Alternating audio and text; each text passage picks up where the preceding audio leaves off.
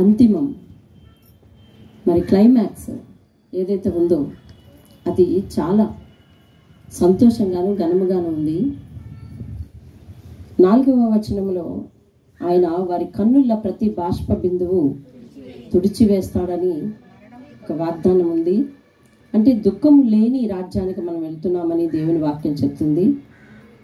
ఆయన మనతోనే ఉంటాడు, మనతోనే సంచరిస్తాడు. వారు ఆయన ప్రజలై ఉంటారు, దేవుడు తానే వారి దేవుడై వారికి తోడై ఉంటాడు అని 3వ వచనం చెప్తుంది. 4వ వచనము ఒక గొప్ప వాగ్దానము. 4వ వచనం ఒక గొప్ప వాగ్దానము. కన్నుల ప్రతి బాష్ప బిందువు, భూమి మీద దుఃఖంతో మనం చేసిన ప్రతి ప్రయాణము అక్కడికి వెళ్ళిన తర్వాత ఆయన చూసిన వెంటనే మనకు కలిగే ఓదార్పు, ఇక కన్నీరు ఉండదన్న వాగ్దానం. ఇప్పుడు జీవితంలో వారానికి ఒకసారైనా కళ్ళంట నీళ్ళు పెట్టుకొని లేదా రోజుకి ఒకసారైనా కళ్ళంట నీళ్ళు పెట్టుకొని జీవితాలు ఉండట్లేదు కదా. ప్రతి జీవితము ఏదో ఒక సందర్భంలో దిగులు చెందుతుంది. కొంతమందికి మనోధైర్యం చెడితే చాలా కన్నీరు మున్నీరై ఏడుస్తున్నారు. ప్రపంచంలో ఎక్కడ చూసినా ఒక సంతోషకరమైన వార్త కనిపించటం లేదు.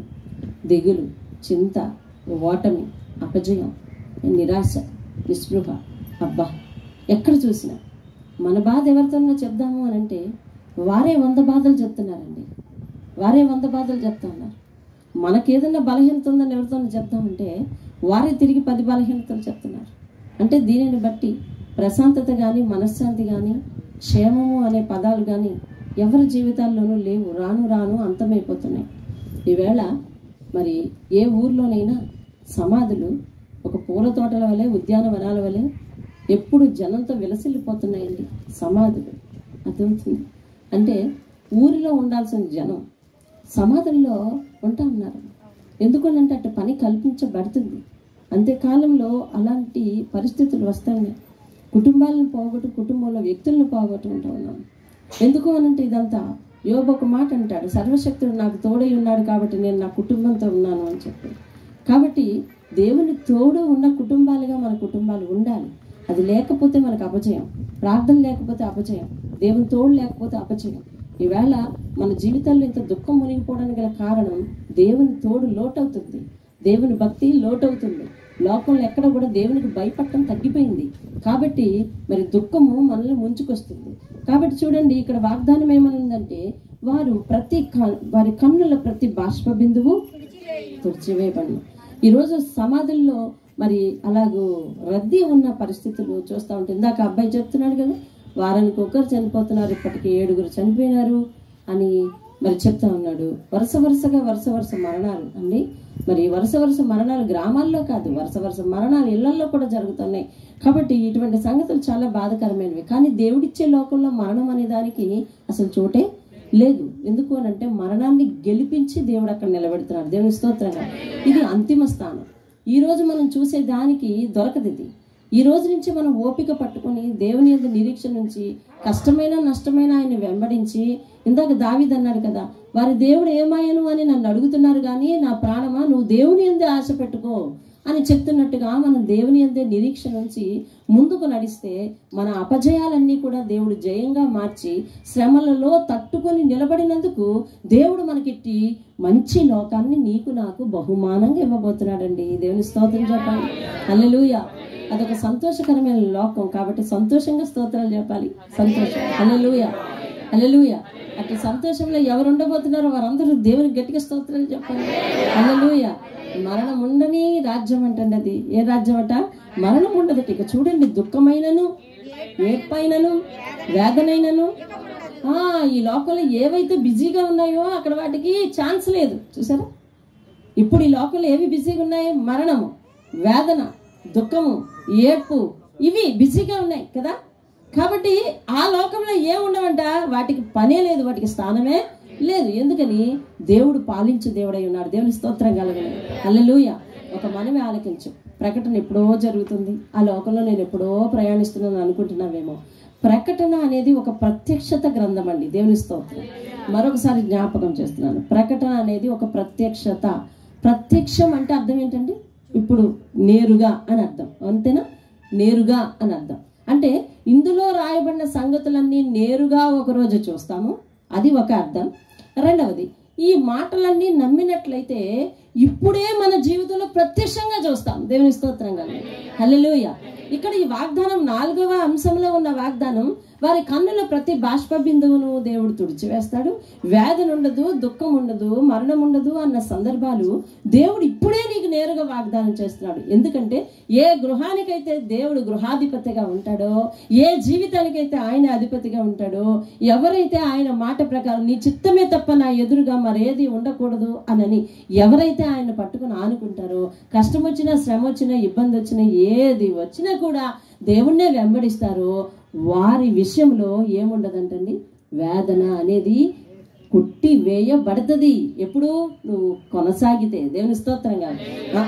ఈ రోజే కొట్టివేయబడాలి, అప్పుడే నేను ముందుకు అడిగేస్తానంటే అది అయ్యే పని కాదు. అలా ఎప్పుడు కూడా దేవుడు ఏదో ఒక మేలు నీ ఎదురుగుండా తీసుకొచ్చి పెట్టడు. ఎందుకంటే అలా తీసుకొచ్చి పెడితే నువ్వు నేరుగా నరకానికి వెళ్తావు. ఎందుకనంటే ఆ వెరీ నెక్స్ట్ మినిట్ నువ్వు దేవుడిని మర్చిపోతావు. ఎందుకంటే దేవుడు ఎదురుగుండా మనం ఎప్పుడు సాగిలు పడతామంటే మన జీవితంలో కష్టం ఉన్నప్పుడేనండి. కష్టం లేకుండా ఏ మనిషి అయినా సాగిలు పడతాడంటే అది అంతా ఉట్టిది. అయినా కానీ సాగిలు పడగలిగే విశ్వాసంలోకి వెళ్ళామంటే మన విశ్వాసం చాలా గట్టిది. దేవుని స్తోత్రం కలగండి. ఎలాగది? మరి కష్టం లేకుండా మనం ఆయన పాదాల దగ్గర సాగిలు పడతామంటే అది ఉట్టిది. మరి కష్టం ఉన్నప్పుడు కూడా మన విశ్వాసాన్ని గట్టి చేసుకుని ఆయనతో కొనసాగుతామని అంటేనే అలాంటి విశ్వాసమే గట్టిది. కాబట్టి దేవుడు మనతో మాట్లాడుతున్నాడు. విందాం చూడండి. మరి ముఖ్యమైన వచనానికి వెళ్దాము. అక్కడ చూడండి 9వ వచనం వరకు వచ్చాము. 8వ వచనంలో చెప్తా ఉన్నాడు, మరి మిగిలిన వారందరూ కూడా ఎవరైతే జయిస్తారో వారికే జీవజల బొగ్గులోని జలమును నేను ఉచితంగా అనుగ్రహిస్తాను అని చెప్తున్నాడు. 8వ వచనంలో చెప్తాడు, పిరికివారు దేవుని సన్నిధికి వెళ్ళలేరు. పిరికివారు అంటే పరిస్థితులు అంటే పిరికి పడిపోయిన వారండి. పరిస్థితులు అంటే పిరికి పడిపోయిన వారు. ఇందాక దావీదు కీర్తనకి మీరు చాలా మంది రాలేదు. కీర్తన భాగం అయిపోయింది, పాటల భాగం అయిపోయింది, ఏమండి సాక్ష్యాల భాగం కూడా అయిపోయింది. కొంపదీసి మన చర్చి టైమింగ్ ఏమైనా మార్చామని అనుకున్నారో ఏమో. కాబట్టి మీకు అది నేను కూడా తెలియచేయలేదు. ప్రతి వారం మీకు తెలియచేయాల్సిన అవసరం ఉందేమో అనిపిస్తుందా? లేదు. మరి టైం మారిస్తే మీకు ఇండివిజువల్గా మళ్ళీ ఫోన్లు చేస్తాము. టైం అయితే మార్చలేదు, 7 గంటలకే మన సంఘము. కాబట్టి అది గుర్తుపెట్టుకోండి. ఇప్పుడు పరిస్థితులు అంటే మరి భయపడి దావీదు అంటా ఉన్నాడు, పరిస్థితులకు భయపడి నేను వెనక్కి అడుగేయను, నీకేసే నీ అందే నిరీక్షణ ఉంచుతానని మరి ధైర్యంతో ముందుకు వెళ్తున్నాడు. కనుక పిరికివారు అవిశ్వాసులు, ఏమండి అవిశ్వాసులు, ఇంకెవరంట? అసహ్యులను, నరహంతకులను, వ్యభిచారులను, మాంత్రికులను, విగ్రహారాధికులను, అబద్ధికులందరూ అగ్నిగంధకములో మండు గుండములో పాలు పొందుదురు. ఇది 2వ మరణం. 2వ పునరుద్ధానం అయిపోయింది. 2వ మరణం. మొదటి పునరుద్ధానం ఏది? 1000 ఏండ్ల పాలన. 2వ పునరుద్ధానం ఏది? ఆయన సింహాసనం ఎదుట తీర్పు జరిగిన తర్వాత ఎవరైతే ఫ్రెష్ లిస్ట్లోకి అంటే ఆయన ఉన్న లోకంలోనికి ఎవరైతే వస్తున్నారో అది 2వ పునరుద్ధానం. 2వ పునరుద్ధానంలో మొత్తం లోకమంతా పాల్గొంటుంది. అంటే 2వ తీర్పులో లోకమంతా పాల్గొంటుంది. అందులో గెలిచిన వారు మాత్రమే, అందులో మరి నెగ్గిన వారు మాత్రమే 1000 ఏండ్ల పాలనలో ఉన్న వారితో సహా ఇందులోకి వచ్చి పాల్గొంటారు. ఇప్పుడు 9వ వచనాన్ని చూద్దాం. చూడండి. అంతటా ఆ కడపటి 7 తెగుళ్లతో నిండిన 7 పాత్రలను పట్టుకుని ఉన్న 7 దేవదూతలలో ఒకడు వచ్చి ఇటు రమ్ము, పెండ్లి కుమార్తెను అనగా గొర్రెపిల్ల యొక్క భార్యను నీకు చూపెదనని నాతో చెప్పి ఆత్మవశుడనయ్యున్న నన్ను ఎత్తైన గొప్ప పర్వతం మీదికి కొనిపోయి యెరూషలేము అనే పరిశుద్ధ పట్టణము దేవుని మహిమ గలదై పరలోకమందున్న దేవుని యొద్ద నుండి దిగి వచ్చుట నాకు చూపెను. దాని అందలి వెలుగు దగదగ మరియు సూర్యకాంతము వంటి అమూల్యమైన రత్నమును పోలి ఉన్నది. ఆ పట్టణములకు ఎత్తైన గొప్ప ప్రాకారమును 12 గుమ్మములు ఉండెను. ఆ గుమ్మముల యొద్ద 12 దేవదూతలు ఉండిరి. ఇశ్రాయేలీల 12 గోత్రముల నామములు ఆ గుమ్మముల మీద రాయబడి ఉన్నాయి. ఏంటది?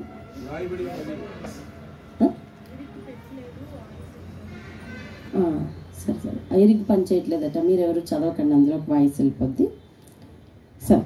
తూర్పు వైపున 3 గుమ్మములు, ఉత్తరపు వైపున 3 గుమ్మములు. పరలోక పట్టణపు ఆకారం వర్ణిస్తున్నాడండి. దక్షిణపు వైపున 3 గుమ్మములు, పశ్చిమం వైపున 3 గుమ్మములు ఉన్నవి. ఆ పట్టణపు ప్రాకారము 12 పునాదులు కలది. ఆ పునాదుల పైన గొర్రెపిల్ల యొక్క 12 అపోస్తలులు 12 పేర్లు కనబడుచున్నవి. దేవుని స్తోత్రం కలుగునగా. దేవుని చిత్తం అయితే ముందుకు వెళదాం, లేకపోతే లేదు. ఈ 9వ వచనంలో చెప్పబడిన 7 తెగుళ్లతో నిండిన 7 పాత్రలను పట్టుకొని ఉన్న 7 దేవదూతల్లో ఒకడు అన్న అడ్రస్ చివరి దూత, చివరి శ్రమలో దూత అని అడ్రస్ చెప్పడానికే గాని మరలా ఇప్పుడు ఏమి 7 ఉగ్రత పాత్రలు లేవు, 7 శ్రమలు లేవు. చూడండి 15వ అధ్యాయానికి ఒకసారి రండి. 15వ అధ్యాయానికి ఒకసారి రండి. 15వ అధ్యాయం 1వ వచనం. మరియు ఆశ్చర్యకరమైన మరి ఒక గొప్ప సూచన పరలోకమందు చూచితిని. అదేమనగా 7 తెగుళ్ళు చేత పట్టుకుని ఉన్న 7 తెగుళ్ళు ఇవే కడవరి తెగుళ్ళు. ఇంతటితో దేవుని కోపం ఏమైంది? సమాప్తము అయిపోయింది. ఇదిగో 8వ వచనాన్ని నేను చదువుతున్నాను చూడండి. అంతటి దేవుని మహిమ నుండి, అందులోనే 8వ వచనం, ఆయన శక్తి నుండి వచ్చిన పొగతో ఆలయము నింపబడినందున ఆ 7 దూతల యొద్ద ఉన్న 7 తెగుళ్ళు సమాప్తి అగు వరకు ఆలయమందు ఎవ్వరూ కూడా ప్రవేశింపలేరు. ఇప్పుడు ఆలయమందు మనుషులు ప్రవేశించారా లేదా? పరలోకంలో ప్రవేశించారా లేదా? తీర్పు అయిపోయింది. పరలోకంలో జనాలు ప్రవేశించారా లేదా? ప్రవేశించారంటే 7 ఉగ్రత పాత్రలు కూడా అయిపోయినాయి. ఇక శ్రమ అనేది కానీ, ఉగ్రత అనేది కానీ, శిక్ష అనేది కానీ ఏమీ లేదు. దేవుడు ఇచ్చిన వాగ్దానాన్ని జ్ఞాపకం చేసుకోవాలి మనం. ఏమని? వారి దగ్గర మరి వేదన ఉండదు, చెప్పండి, దుఃఖము ఉండదు. వారి కన్నుల నుండి ప్రతి బాష్ప బిందువు కూడా తుడిచివేయబడుతుంది. సంతోషముతో దేవుని సన్నిధిలో ఉంటారు. దేవుని స్తోత్రం కలిగి. హల్లెలూయా. అయితే ఆ ఆఖరి తెగుళ్ళను పట్టుకొని వచ్చిన ఒక దూత వచ్చింది అని చెప్పడానికి మాత్రమే మనకు ఆ అడ్రస్ చెప్పాడు తప్ప ఇందులో ఏ ఉగ్రతలు లేవు. ఆ ఆఖరి దూత వచ్చి ఈ యోహాన్ను ఎత్తైన పర్వతం మీదకి తీసుకుని వెళ్ళి, ఇదిగో చూసావా ఆ పరలోక పట్టణం ఎట్లాగున్నదో అని చూపించింది. ఆ పరలోక పట్టణం ఎట్లాగున్నదంట? దగదగా మరియు సూర్యకాంతము వంటి మరి అమూల్యమైన రత్నముతో మరి మెరుస్తూ ఉన్నదంట. దేవుని స్తోత్రం కలుగునగా. హల్లెలూయా. అంటే ఇక్కడ పరలోక వైభవము మనకి వివరిస్తూ ఉన్నాడండి. ఇక్కడి నుంచి చివరి వరకు కూడా పరలోకం ఎలా నిర్మించబడిందో, పరలోకం ఎలాగ ఉన్నదో దేవుడు మనకు వివరిస్తూ ఉన్నాడండి. దయచేసి వినండి. దేవుడు ఒక ధనికమైన పట్టణాన్ని మనకు కట్టాడని చెప్పడానికి కాదు, దేవుని నీడలో మనం ఉండబోతున్నామని చెప్పడానికి దేవుడు వివరిస్తున్నాడు. దేవుని స్తోత్రం కలగాలి. మరొక అద్భుతమైన విషయం ఏమిటంటే దానికి 12 గుమ్మాలు ఉన్నాయని, ఆ 12 గుమ్మాలు తూర్పున 3, పడవన 3, దక్షిణాన 3, ఉత్తరాన 3 ఉన్నాయని. తూర్పు దిక్కు సూర్యోదయానికి గుర్తు, పడమర దిక్కు సూర్యాస్తమయానికి గుర్తు, ఉత్తర దక్షిణాలు మానసిక వికాసానికి గుర్తు. అర్థమవుతుందండి? సంతోషానికి, సమాధానానికి, గాలి వచ్చి పోవటానికి. అంటే గాలి వస్తే మనకి ఏమొస్తుందండి? ముందు ప్రశాంతత వస్తుంది, అంటే వికాసం.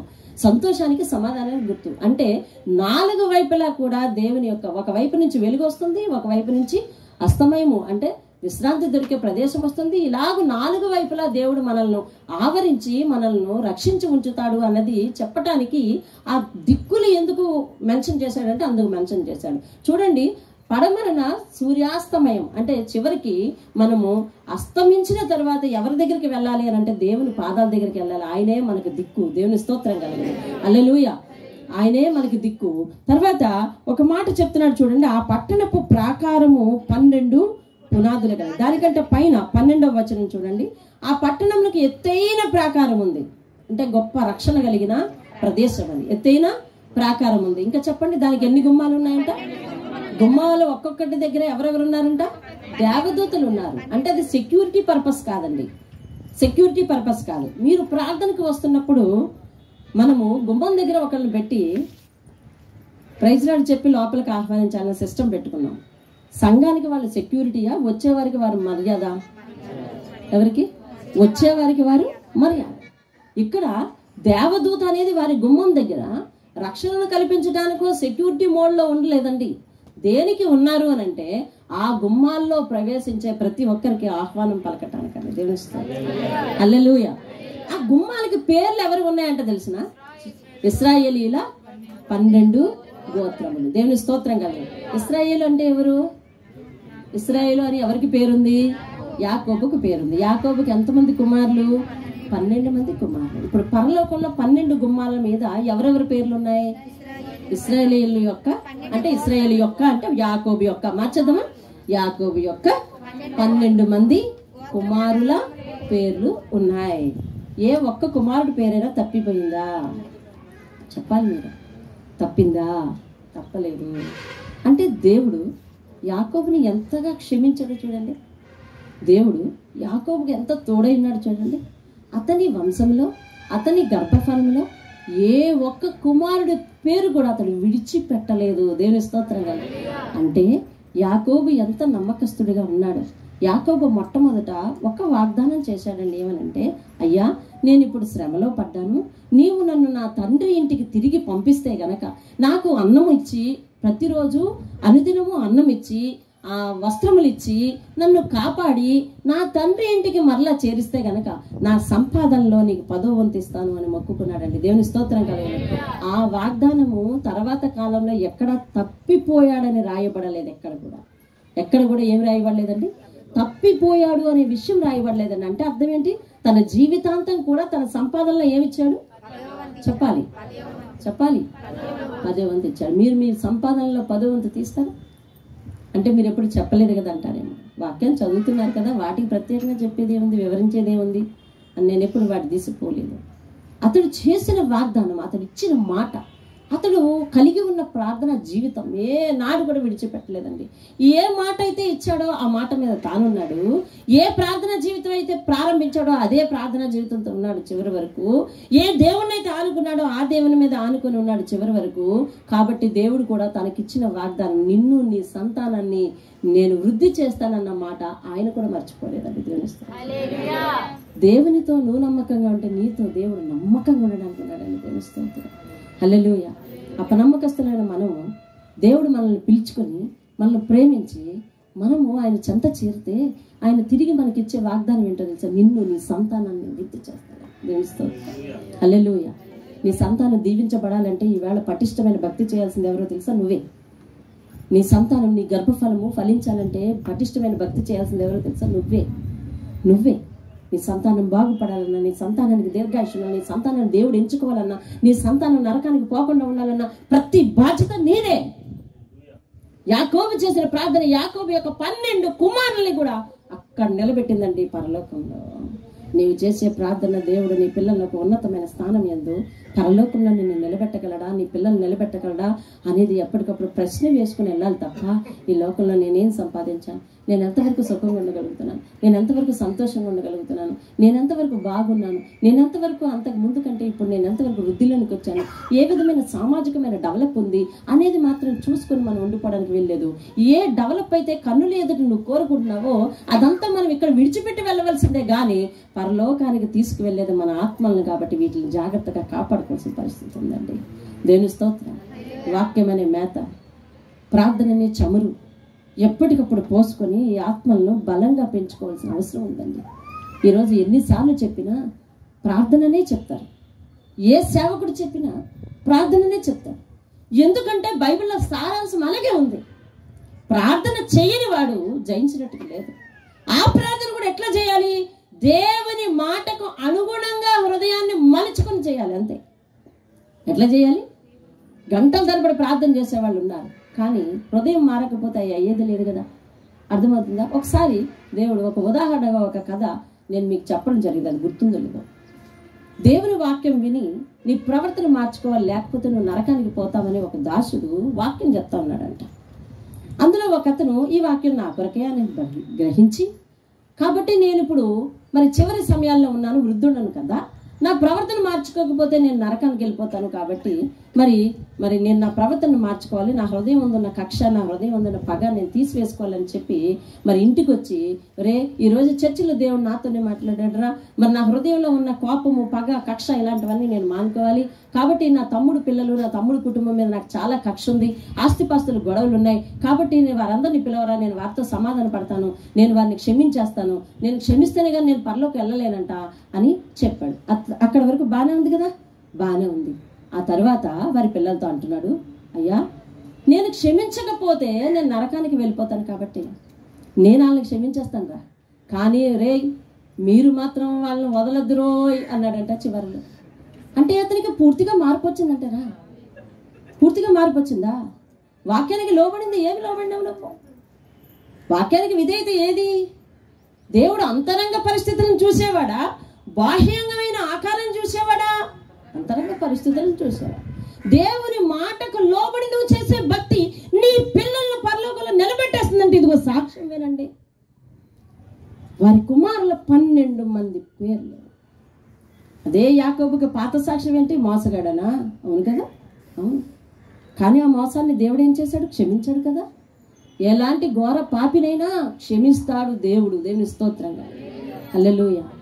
ఎలాంటి ఘోర పాపలమైనా దేవుడు క్షమిస్తాడు. దేవుడు క్షమించిన తర్వాత ఆ పాపాన్ని మనం గుర్తుపెట్టుకోకూడదు. పలానా వ్యక్తిని చూస్తే అతని పాత జీవితం గుర్తొచ్చి ఇంకెన్నడూ అదే జీవితం, అతని గురించి నువ్వేం చెప్పాలనుకున్నా అదే చెప్తావా? ఆ మాటే మాట్లాడతావా? లేదు. దేవుడు ఏనాడో క్షమించాడు, నువ్వు కూడా ఏనాడో మర్చిపోవాలని. దేవుని స్తోత్రం. హల్లెలూయా. కాబట్టి యాకోబు తన పాత జీవితంను బట్టి క్షమాపణ కోరుకున్నాడు దేవుని దగ్గర. తన పిల్లల్ని భక్తి జీవితంలో నడిపించుకున్నాడు. వారి కొరకు ప్రాధేయపడి ప్రార్థన చేసేవాడు అయ్యున్నాడు. కనుక వారి పిల్లల పేర్లన్నీ కూడా పరలోకంలో ఒక్కొక్క గుమ్మానికి దేవుడు ఇశ్రాయేలీయులు 12 గోత్రములుగా చేసి పారేశాడంటే దేవుని స్తోత్రం కలిగినాడు. హల్లెలూయా. 7వ అధ్యాయంలో ఒక రాకడ అంటే ఒక పరలోక ప్రవేశం జరిగింది. ఇంచుమించు అందులో 144,000 మంది కదా. ఒక్కొక్క గోత్రం నుండి 12,000 మంది మరలా పైకి ఎత్తబడ్డారు. వాళ్ళు ఎవరు అంటే ఇశ్రాయేలు యొక్క 12 గోత్రాలకు చెందిన వారిని మాత్రమే దేవుడు తీసుకున్నాడు. దేవుని స్తోత్రం కలిగిన. అంటే దేవుడు వారి పిల్లలకు, వారి పిల్లల పిల్లలకు, వారి పిల్లల పిల్లల పిల్లలకు ఎంత ప్రాధాన్యత ఇస్తున్నాడో ఒక వ్యక్తి చేస్తున్న ప్రార్థన వలన. దేవుని స్తోత్రం. హల్లెలూయా. మరొక విషయాన్ని మనం ముందుకెళ్దాం. చూడండి 15వ వచనం, 14వ వచనం. ఆ పట్టణపు ప్రాకారము 12 పునాదులు కత్తి, ఆ పునాదుల పైన గొర్రె పిల్ల యొక్క ఎంతమంది అండి? ఎంతమంది? 12 మంది అపోస్తలు అంటే శిష్యులు కదా, అవునా? చెప్పాలి, శిష్యులేనా? శిష్యులు. యేసు ప్రభు గారికి ఎంతమంది శిష్యులు? చెప్పరే, ఎంతమంది శిష్యులు? 12 మంది శిష్యులు ఇప్పుడు పరలోకంలో ఉన్నారంటారా? ఉన్నారు కదా, చెప్పాలి. అందులో ఇస్కరియోతు యోధా ఉన్నాడా? లేడు. ఇస్కరియోతు యోధా లేడు. మరి 12 మంది శిష్యులు ఎవరాళ్ళు? ఆ 12 మంది ఎవరైనారు? ఆ 12 మంది ఎవరైనారు అని అంటే 12 మంది శిష్యుల్లో ఇస్కరియోతు యోధా చనిపోయినాడు కదా.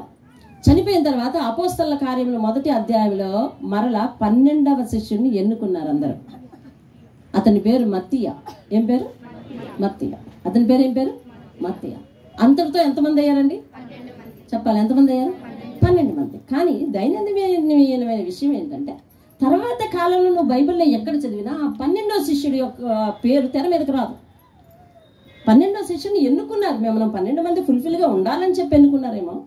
కానీ ఎన్నుకున్న తర్వాత దేవుని భరించడం కానీ, దేవుని కొరకు సేవ చేయడం కానీ, దేవుని కొరకు ఆయన బ్రతికి ఉన్నట్టుగా, లేకపోతే అనేక పుస్తకాలు రాసినట్టుగా, ఇతర ఆత్మలు రక్షించినట్టుగా, ఇతర ఆత్మలకు సువార్త చేసినట్టుగా, ఇతర ఆత్మలను బలపరిచినట్టుగా పరిశుద్ధాత్మ రాయించిన గ్రంథంలో లేదు. కాబట్టి చెప్పడానికి మనకు కూడా ధైర్యం సరిపోదు. కానీ ఎక్కడ కనపడలేదు. మరి ఆ 12వ వాడు ఎవరై ఉంటారు అని అంటే అపోస్తలుడైన పౌలు అని చెప్పి చారిత్రక బైబిల్ నిపుణులు చెప్తున్నారండి. దేవుని స్తోత్రంగా. ఎందుకు అంటే ఉన్న 11 మంది శిష్యుల కంటే విస్తారమైన సేవ చేసిన వాడు. దేవుని స్తోత్రం. విస్తారమైన సంఘాలను, విస్తారమైన ఆత్మలను రక్షించిన వాడు, విస్తారమైన లేఖలు రాసి అనేక మంది ఆత్మలను బలపరిచిన వాడు. కాబట్టి ఒకవేళ దేవుడు పెద్దపేట వేయాలి అని అనుకుంటే కనుక శిష్యులందరిలో పౌలుకు పెద్దపేట వేస్తాడన్నది బైబిల్ నిపుణుల వాదన. దేవుని స్తోత్రం కలగాలి. హల్లెలూయా. 12 మందిలో ఇస్కరియోతు యోధా ఫెయిల్.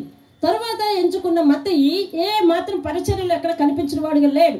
పరిచర్యలో ఉంటే పరిశుద్ధాత్ముడు రాసి ఉండేమో, కానీ అతడు ఎన్నుకోవడానికి ఒక నంబర్ ఫుల్ఫిల్ చేయడానికి ఉన్నట్టుగానే ఉన్నాడు, కానీ మరి పరిచర్య చేసినట్టుగా కనపడలేదు. కాబట్టి ఈ శిష్యులందరిలో ఒక శిష్యుడిగా కాకపోయినా అపోస్తలుడిగా తన జీవితాన్ని త్యాగం చేసుకున్నందుకు పౌలు యొక్క పేరు ఆ జాబితాలోనికి ఎక్కింది. దేవునికి స్తోత్రం. హల్లెలూయా. హల్లెలూయా. ఈరోజు మనం పరిచర్యకు అభిషేకించబడటం కాదు, పరిచర్య చేయడం అనేది చాలా ప్రాముఖ్యం అండి. దేవుని స్తోత్రం. మత్తయి మీద చీటీ ఉంది 12వ శిష్యుడిగా, కానీ అతడు సేవ చేయలేదు కాబట్టి పరిశుద్ధాత్మ గ్రంథంలో ఎక్కడ కూడా రాసిలేదు. పౌలు పేరు ధ్వనించినంతగా ఎక్కడ కూడా ఎవరి పేరు ధ్వనించదు. తర్వాత పేతురు పత్రిక రాశాడు, పేతురు కూడా అనేక మందిని బలపరిచాడు. యాకోబు పత్రిక రాశాడు, అనేక మందిని బలపరిచాడు. యోహాను పత్రికలు రాశాడు, అనేక మందిని బలపరిచాడు. అలాగే పౌలు విస్తారమైన సేవ చేశాడు. దేవుని స్తోత్రంగా. పరిశుద్ధాత్ముడు ఒక మాట చెప్పమంటున్నాడు. ఇదే పౌలు అంతకుముందు తన పాత జీవితంలో తనకున్న బిరుదులు ఏమిటో తెలుసా? ఏమిటది? దోషకుడు, హింసకుడు, హానికరుడు అయినవాడు పరలోక పట్టణములో ఒక అపోస్తలుడుగా కూర్చుండిపోయాడు అని అంటే దేవునికి స్తోత్రం కలుగునుగాక. హల్లెలూయా.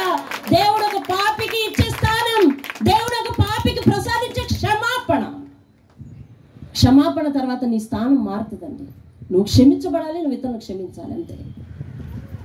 ఎందుకనంటే పరలోక ప్రార్థనలో అది రాసి ఉంది, అయ్యా మా రుణస్థులను మేము క్షమించిన ప్రకారము మా రుణములు కూడా క్షమించు. ఇక్కడ రుణము అంటే పాపం. మా పాపములు, ఇతరుల పాపములు మనం క్షమిస్తేనే మన పాపములు క్షమించబడతాయి. నువ్వు ఇతరులను క్షమించవు, ఇతరుల విషయంలో మరి ఆ క్షమాపణ అనే లక్షణాన్ని కలిగి ఉండవు.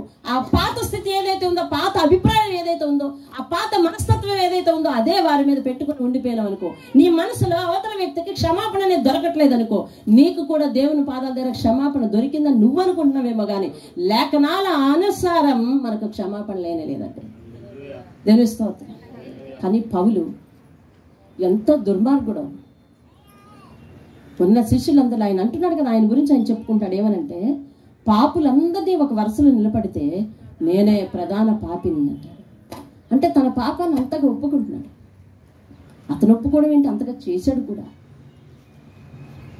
పిల్లని తేడా లేకుండా, చంటి పిల్లలని చూడకుండా, స్త్రీలని చూడకుండా విచక్షణ రహితంగా మరి అందరినీ హింసించి పాపం చేశాడు.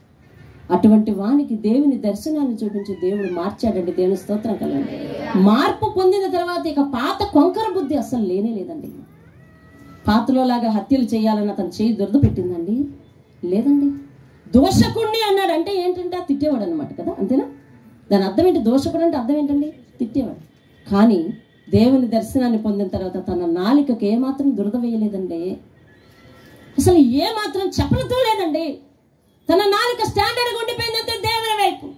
ఈరోజు మన మనసుకు, మన నాలుకకు, మన చేతులకు ఏదో ఒకటి చేయాలనే తపన. అవి చేయకపోతే చేతులు ఉండట్లేదు, అలా అనకపోతే నోరు ఉండట్లేదండి. ఇతరులకు క్షమించడానికి బదులు శపిస్తున్నాను. అందుకనే రాత్రి మాకు ఒక మాట జ్ఞాపకం చేశాడు దేవుడు. వానికి శపించుట మాత్రమే ఇష్టమయ్యింది గనుక దేవుడు వాని మీదకి శాపమనే తీసుకొచ్చాడు అని వాక్యం ఉంది. దీవించుట యందు వానికి ఇష్టం లేదు గనుక దేవుడు దీవెనను తన దగ్గరకు పంపించలేదు అని రాసి ఉంది. ఆ మాటలు అంటే నాకు చాలా భయం అండి. ఆ మాటలు చదువుతున్నప్పుడు నేను చాలా భయపడతాను. ముందు నేను భయపడతానండి, చెప్పేందుకు ధైర్యం నాకు సరిపోలేదు, చాలా భయపడతాను. అంటే నీకు ఏది ఇష్టమైతే అది నీ మీదకు రప్పిస్తాను అంటున్నాను. ఇతరులను క్షమించట ఇష్టమా? అయితే నువ్వు క్షమించబడతావు. దేవుడు చెప్తున్నాను నీకు. దేవుని స్తోత్రం కాదు. ఆశీర్వదించడం ఇష్టమా? ఆశీర్వదిస్తానంటున్నాడు దేవుడు. దేవుని స్తోత్రం కలిగింది. హల్లెలూయా. పౌలు స్థానం ఏంటి, పరలోకంలో ఆయన స్థానం ఏంటి చూడండి. దేవుని స్తోత్రం కలిగింది. హల్లెలూయా. ఒక పాపిని దేవుడు క్షమిస్తే అంతగా ఉన్నత స్థితికి తీసుకెళ్తాడు. దేవునికి స్తోత్రం చెప్పు. హల్లెలూయా. అతడి పాపాలను దేవుడు ఎన్నడూ జ్ఞాపకం చేసుకోడు. స్తోత్రం చెప్పు. హల్లెలూయా.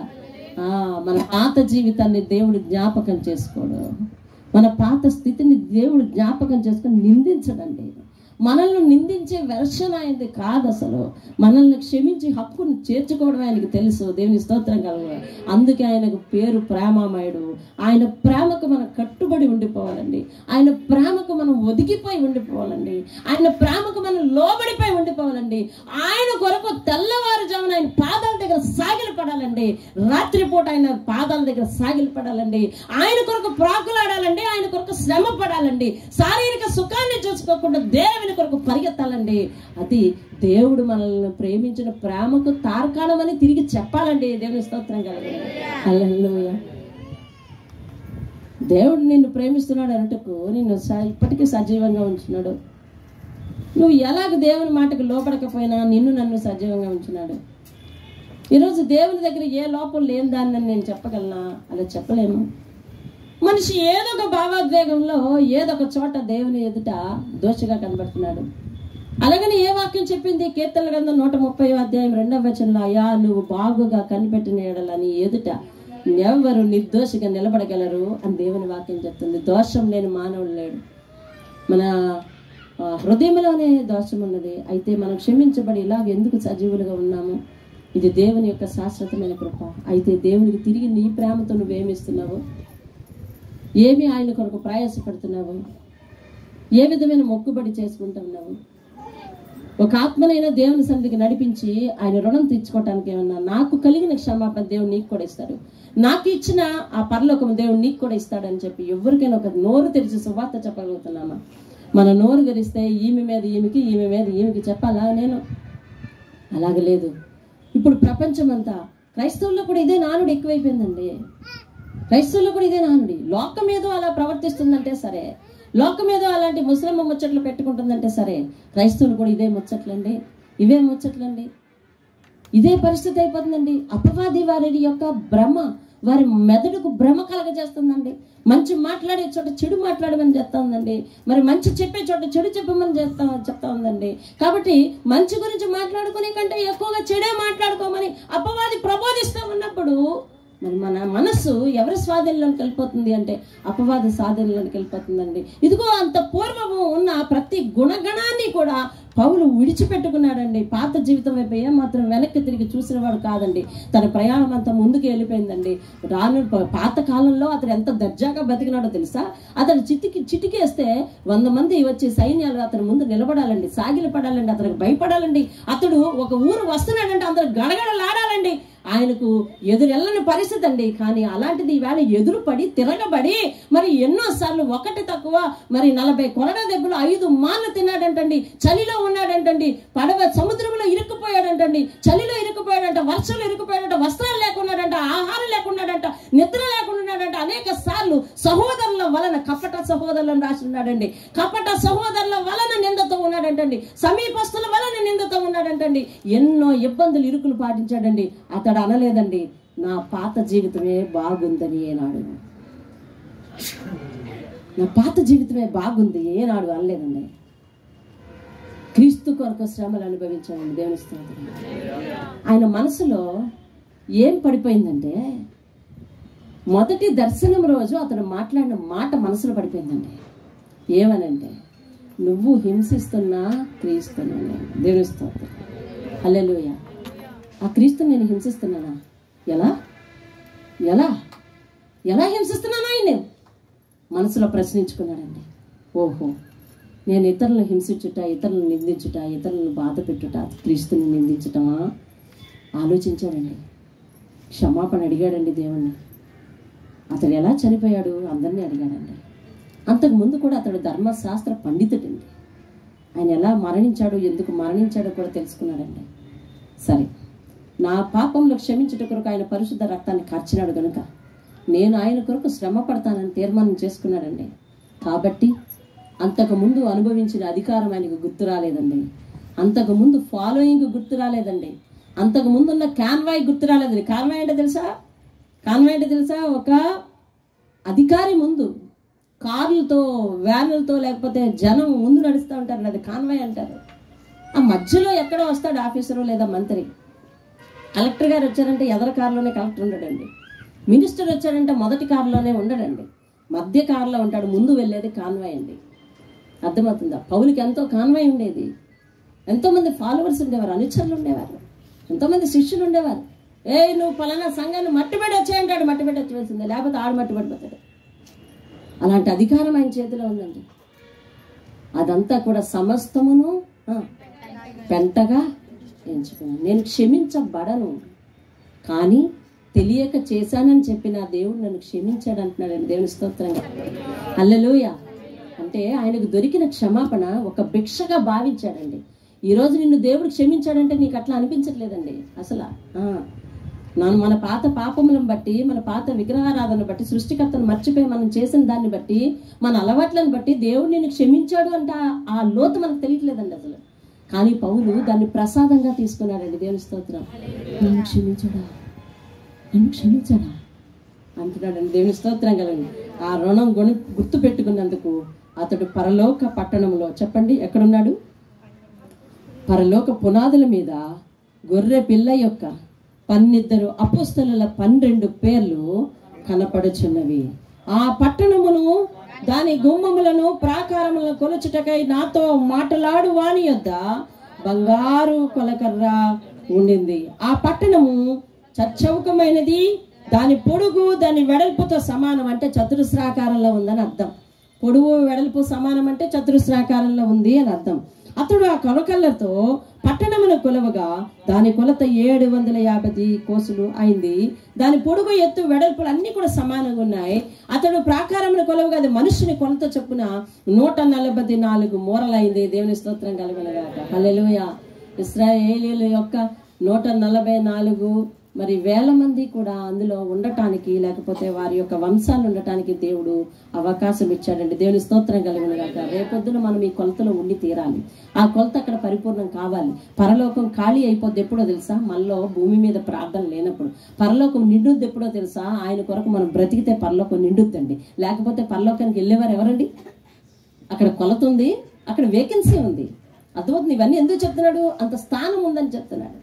ఇంత ఖాళీ ఎవరి వల్ల పూర్తవ్వాలి? నా వల్ల, నీ వల్ల పూర్తవ్వాలి. నా జనం వల్ల, నీ జనం వల్ల పూర్తవ్వాలి. నా కుటుంబం వల్ల, నీ కుటుంబం వల్ల పూర్తవ్వాలి. మనం పరలోకంలోకి వెళ్ళి ఆశీర్వాదం అవ్వాలి, అక్కడ కూర్చోవాలి, దేవుని ఎదుట ఉండాలి, ఆయన వెలుగులో ఉండాలి మనం. ఇంకా పరలోకం దేంతో కట్టబడిందో చూడండి. ఆ పట్టణపు ప్రాకారం సూర్యకాంతములతో కట్టబడిను. పట్టణము స్వచ్ఛమగు స్ఫటికముతో సమానమైన శుద్ధ సువర్ణముగా ఉన్నది. బంగారపు గోడలతో కట్టబడి ఉందండి. ఆ పట్టణపు ప్రాకారము పునాదులు అమూల్యమైన నానావిధ రత్నములతో అలంకరింపబడి ఉండెను.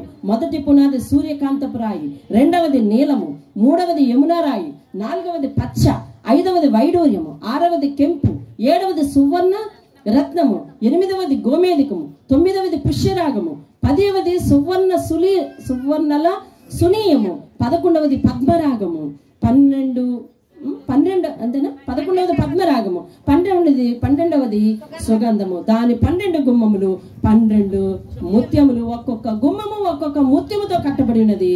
పట్టణపు రాజవీధి శుద్ధ సువర్ణమై స్వచ్ఛమైన స్ఫటికమును పోలి ఉన్నది. దానిలో ఏ దేవాలయము నాకు కనబడలేదు. దేవుడే ఆలయం. దేవుని స్తోత్రం. హల్లెలూయా, హల్లెలూయా. ఇదంతా ఎందుకు వివరించాడు అంటే పరలోక పట్టణము ఇంత ఆస్తి గలది అని చెప్పడానికి కాదండి. ఇలాంటి పరలోకం నీ కోసం ఎదురు చూస్తుందని చెప్పడానికి. దేవుని స్తోత్రం కలదు. కానీ మన ఆలోచన, మన తుచ్చ బుద్ధి ఏమనిపిస్తుందో తెలుసా? చచ్చిన తర్వాత దాన్ని ఎవరు చూస్తారనిపిస్తుంది. కాదు, చనిపోయిన తర్వాత, అంటే ఇక్కడ భూలోకంలో కన్ను మూసిన తర్వాత మన ఆత్మ నిలబడగల చోటు పరలోకం. దేవుని స్తోత్రం కలుగును. అది బహు ఖరీదైంది, వెలగల వస్తువులతో కట్టబడిందండి. దేవుని స్తోత్రం కలుగును. బంగారు మయమైన ఒక ప్రదేశాన్ని దేవుడు నీ కొరకు దాచబోతున్నాడండి. అందులో దేవుడే మనకు దేవుడై ఉండబోతున్నాడండి. ఆ యేసే మనకు దేవుడై ఉండబోతున్నాడండి. మనల్ని సృష్టించిన దేవుడే మనకు దేవుడై ఉండబోతున్నాడు. కాబట్టి సృష్టికర్తను విడిచి మరెవరిని అనుసరించినా మనకు అందులో ప్రవేశము లేదండి. ఆయనని విడిచిపెట్టాలని అనుకుంటే అందులో ప్రవేశం లేదండి. ఆయన మీద నుంచి మన మనసు తిప్పుకుంటే అందులో ప్రవేశం లేదండి. ఇహలోక వాంఛలు, ఇహలోక ప్రయత్నాలు, ఇహలోక ప్రయాణాలు మనలను పరలోకం తీసుకెళ్ళవండి. వాటన్నిటిని మానుకొని దేవుని మాట విని దేవుని అనుసరిస్తేనే అటువంటి బంగారమయమైన పట్టణంలోనికి నీకు, నీ పిల్లలకు, నీకు, నీ వంశాలకు ప్రవేశం ఉందండి. దేవుని స్తోత్రం కలుగును. మనం ఇక్కడి నుంచి పాటు పడవలసింది అలాంటి పట్టణంలో ప్రవేశం కొరకండి. ఈ లోకంలో ప్రతి పరిస్థితిని పక్కన పెట్టి దేవుని కొరకు ప్రయాసపడితే మనకు దేవుడు ఉచితంగా అటువంటి ఆలయంలోనికి, పరలోకంలోనికి మనకు ప్రవేశం కల్పిస్తాడండి. దేవుని స్తోత్రం కలుగును గాక. కాబట్టి ఈ లోకంలో కష్టమా, ఈ లోకంలో ఇబ్బందా, ఇవన్నీ కూడా పక్కన పెట్టండి. దేవుడు సుఖమే ఇస్తాడని నీకు చెప్పలేదు, కానీ దానిలో నిన్ను విడిచిపెట్టని తోడుగా ఉంటానన్నాడండి. ఆయన వాగ్దానం గొప్పది, ఆయన ప్రేమ గొప్పది. కాబట్టి మోకరిద్దాం, ప్రార్థిద్దాం. అటువంటి బంగారుమయమైన పట్టణం నీ కొరకు, నా కొరకు ఎదురు చూడబడి ఉంది. కాబట్టి అటువంటి పట్టణంలో నువ్వు నేను ప్రవేశించాలండి. అటువంటి లోకము నీ కొరకు, నా కొరకు సిద్ధపరచబడింది. ఇంతకీ మన బ్యాక్గ్రౌండ్ ఏంటంటే ఘోర పాపులమైన మనల్ని దేవుడు క్షమిస్తున్నాడండి. పౌలును క్షమించిన దేవుడు నిన్ను నన్ను క్షమిస్తున్నాడు. సౌలును పౌలుగా మార్చిన దేవుడు నిన్ను నన్ను క్షమించి ఆ పరలోకంలో ప్రవేశం చేస్తాడు. 12 మంది శిష్యులు ఆయన కొరకు శ్రమపడినందుకు, సువార్త చేసినందుకు, హతసాక్షులుగా మారినందుకు ఆ గుమ్మాల మీద వారి పేర్లు రాసేశారండి. ఇశ్రాయేలు యొక్క 12 మంది కుమారుల పేర్లు అక్కడ రాయబడి ఉన్నాయండి. 24 పెద్దల్లో 12 మంది అపోస్తలు అయితే 12 మంది ఇశ్రాయేలు గోత్రకర్తల యొక్క పెద్దలండి. వారు 12 మంది, వీరు 12 మంది అండి. 24 అండి. 24 పెద్దలుగా దేవుని సింహాసనం మీద కూర్చున్నారండి. ఆయన శిష్యులు, ఆయన సేవ చేసిన వారు దేవుని సింహాసనం మీద కూర్చున్నారండి. యెషయా గ్రంథం 2వ అధ్యాయంలో ఆయన చేసిన వాగ్దానం అదేనండి, నా పరిచర్య చేయు వారిని నేను పరిశుద్ధ పర్వతం మీద జ్ఞాపకం చేసుకుంటానని. మత్తీయ శిష్యుడుగానే అభిషేకింపబడ్డాడు కానీ సేవ చేయలేదండి, సేవలో పాల్గొలేకపోయాడు. అతని సేవ విధానం ఎక్కడ కూడా రాయబడలేదు. ఈరోజు సేవకుడుగానో లేకపోతే సేవ చేస్తానని అభిషేకించుకోవడం కాదు, ఆయన సేవ కొరకు పరిగెత్తి చేయాలండి. శ్రమైన, నిందైన, నిష్ఠూరమైన ఆయన కొరకు పరిగెత్తాలండి. అప్పుడు దేవుడు గొప్ప కిరీటం ఇచ్చి ఒక అద్భుతమైన లోకంలో నిన్ను నన్ను కూర్చుండబెట్టబోతున్నాడండి. దేవుని స్తోత్రం కలగండి. బంగారుమయ వీధుల్లో మనం ఉండబోతున్నామండి. దేవుడు తానే మనకు వెలుగుగా ఉండబోతున్నాడండి. ఏ విధమైన మరి కాంతి మనకు అవసరం లేదండి. సూర్యోదయం అక్కడ లేదు, సూర్యాస్తమయం అక్కడ లేదు, కన్నీరు అక్కడ లేదు, వేదన అక్కడ లేదు, దుఃఖం అక్కడ లేదు, బాధ అక్కడ లేదు, అవసరము ఆకలి అక్కడ లేదు. ఇతరుల మీద కక్ష కోపాలు లేని స్వచ్ఛమైన చక్కని రాజ్యం అండి. అది నీతి రాజ్యం, నీతిమంతుడు స్థాపించిన రాజ్యం, పరిశుద్ధుడు స్థాపించిన రాజ్యం, పరిశుద్ధ రాజ్యం అండి. ఆ రాజ్యంలోకి మనం అందరం వెళ్ళటానికి మనకు ప్రవేశం ఉందండి. దేవుడు ఈనాడే ఆహ్వానిస్తున్నాడండి. ప్రతి విషయాన్ని కూడా సరిదిద్దుకోమంటున్నాడండి. దేవుని మాట చేత సరిదిద్దబడి ఆయన కొరకు బ్రతకమంటున్నాడండి. అలా బ్రతికిన వారికి దేవుడు ఆ రాజ్యాన్ని ఇస్తానంటున్నాడు. దేవుడు ఈ మాటలు దీవించును గాక. ఆమేన్. ప్రార్థిద్దాం. మహాగణుడైన మా తండ్రి, నీ పరిశుద్ధ పాదాలకు వందనాలు. నీ కొరకు పనిచేసిన, శ్రమపడిన, చదువు రాని పామరులను శిష్యులుగా చేసుకుని అయ్యా వారికి కూడా పరలోక గుమ్మాల మీద అవకాశం ఇచ్చున్నావు. 24 పెద్దలలో వారిని కూడా ఒక్కొక్కరిగా ఉంచుతా ఉన్నావు. ఎంత గొప్ప భాగ్యము. సాధారణంగా ధనికులతో స్నేహం చేస్తారు కదా, కానీ పరిశుద్ధుడైన నీవు పాపి అయిన మాతో స్నేహం చేసి పరలోకం అనే ఉన్నతాన్ని ఇస్తానంటున్నావు. అట్టి ప్రేమను అర్థం చేసుకునే మనస్సు మా అందరికి ఇవ్వయ్యా. ఇతరులను క్షమిస్తూ, ఇతరుల కొరకు ప్రార్థిస్తూ, శ్రమ వచ్చినప్పుడు మా హృదయానికి నచ్చ చెప్పుకుంటూ, ఈ ఇహలోకంలో ఎన్ని శ్రమలు, ఇరుకులు, ఇబ్బందులు ఉన్నప్పటికీ పరలోకం అనే వైభవముతో కూడిన అతి ఖరీదైన పట్టణం, నీ కొరకు నా కొరకు ఆకలి, దప్పులు, చింత, చీకు లేని, మరణమేలనటువంటి నిత్యమైన, స్వచ్ఛమైన, పరిశుద్ధమైన రాజ్యం మన కొరకు సిద్ధపరచబడి ఉన్నదని గ్రహించి నీ ప్రాణాన్ని అణుచుకుని ఆయన వైపు చేతులెత్తు. నీ నోరు తెరిస్తే ఆయన్ని స్తుతించు, ఆయనకు ప్రార్థించు, కానీ ఎవరిని దూషించకు. దూషకుడు ఇప్పుడు దీవించువాడు అయిపోయాడు కాబట్టి అత్యధికమైన దీవెన ఆయన తల మీదకి వచ్చి పరలోకంలో చోటు సంపాదించుకున్నాడు. ఒక నరహంతకుడు చేసిన పాపం వైపు తిరగలేదు కాబట్టే దేవుడు అతన్ని క్షమించి పరలోకంలో ఒక స్థానాన్ని ఏర్పరిచిన. అయ్యా ప్రార్థన చేద్దాం. అయ్యా నీ ప్రేమకు వందనాలు. పరిశుద్ధుడైన మా తండ్రి నీ ప్రేమకు వందనాలు. పాపిని ప్రేమించిన పాపికి నాయన గొప్ప వైభవం కలగజేసిన నీ ప్రేమకు వందనాలు. అయ్యా నీవు చెప్పిన ప్రతి మాట మా మనసు యందు ఉంచుకొని నిన్ను స్తుతించే భాగ్యం, నీ కొరకు బ్రతికే భాగ్యం మాకు ఇవ్వండి. మా పాపములు క్షమించబడ్డాయన్న భరోసా ప్రభు మీరు ఇస్తున్నారు. అయితే మేము ఇతరులను కూడా క్షమించడానికి సహాయం చేయండి. నువ్వు ఆశీర్వదించి ఆ పరలోకంలో కూర్చుండబెడతానంటున్నావు కనుక ఆశీర్వదించటం మేము అలవాటు చేసుకోవడానికి సహాయం చేయండి. అయ్యా దీవించి మమ్మల్ని నీ పక్కన కూర్చోబెట్టుకుంటానంటున్నావు కనుక అయ్యా దీవించటం మాకు అలవాటు చేయండి నాయన. అయ్యా ప్రతి విధమైన పాపమును క్షమించావు కనుక మేము కూడా ప్రతి విధమైన పాపమును, పాపిని క్షమించడానికి సహాయం చేయండి. అయ్యా మా పూర్వ పాపములను నువ్వు ఎట్లాగో జ్ఞాపకం చేసుకునటం లేదో పరలోకం అనే గొప్ప బహుమానం పట్టుకుని ఎదురు చూస్తున్నావో అలాగే మేము కూడా మా ఎదుట వారిని యొక్క నాయన తండ్రి పూర్వ పాపమును జ్ఞాపకం చేసుకునక ప్రతి విషయంలో క్షమిస్తూ హక్కును చేర్చుకుంటూ నీవేలాంటి ప్రేమ చూపించినావో, నీ దగ్గర మేము ఎలాంటి ప్రేమను కోరుకోబోతున్నామో అటువంటి ప్రేమను చూపించడానికి సహాయం చేయండి దేవా. ఇతరుల కొరకు ప్రార్థించేవారుగా, ఇతరుల కొరకు గళమెత్తేవారుగా, ఇతరుల కొరకు కన్నీరు కార్చేవారుగా మా హృదయాన్ని ద్రవింపచేయండి నాయన. కఠినమైన ఈ హృదయంలో నాయనా తండ్రి పువ్వులు పూయించండి బాబు, నీకు స్తోత్రాలు చెల్లిస్తున్నాం అయ్యా తండ్రి. నాయన మా హృదయము కక్షలు కార్పణ్యాలు వెదజల్లడానికి లేదు, లోకంతో పోటీ పడడానికి లేదు, వ్యసనాల వెంబడి నలిగిపోవడానికి లేదు. ఇదిగో తండ్రి లోక మాలిన్యంలో కొట్టుకుపోవడానికి వీల్లేదు. ఇదే హృదయాన్ని నాయన పరిశుద్ధమైన హృదయముగా, పువ్వులు పూసే హృదయముగా అయ్యా తండ్రి, నిజమైన సంతోషము, రక్షణ సంతోషం ఆనందించే హృదయముగా, నీ పరిచర్య చేసే హృదయముగా, నీ దగ్గర సాగిలపడే హృదయముగా మార్చునాయన. అయ్యో వాడికి ఎలా అంతమని ఎదురు చూసిన పౌలు ఈరోజు ప్రభువా అత్యున్నతమైన స్థానంలో కూర్చున్నాడు. మనుషుల ఊహకు విరుద్ధంగా కూర్చోబెట్టినావు నాయన.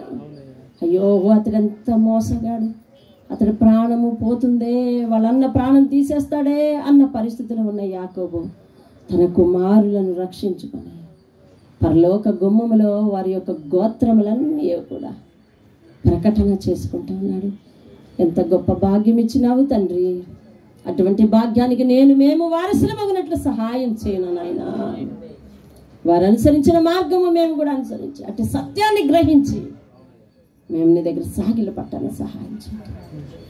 లోకము దాని ఆస్తిపాస్తులు, లోకము దాని యొక్క మాటలు, లోకము దాని యొక్క ఎత్తి పొడుపు మాటలు, నిందలు, వాక్యం తెలియని వారి మాటలు మేము పట్టించుకుని తెలిసిన మేము ప్రభువా అయ్యా తండ్రి నాయన నేను నిందించకుండా మా మనసుకు నాయన నచ్చ చెప్పుకోవడం, నా ప్రాణమ దేవుని అందే నిరీక్షించు, ఆయన వలననే రక్షణ దొరకను, నేను ఇంకను ఆయన స్తుతిస్తాను, నా ప్రాణమ కృంగిపోకు, నన్ను తొందర పెట్టకన్న మాటలు మా మనసుతో పలుకోవడానికి అట్టి వినయము, ధైర్యము, ఆత్మీయ బలము మాకు దయచేయమని యేసు పరిశుద్ధ నామంలో అడిగి వేడుకుంటున్నాం పరమ తండ్రి. ఆమేన్ ఆమేన్.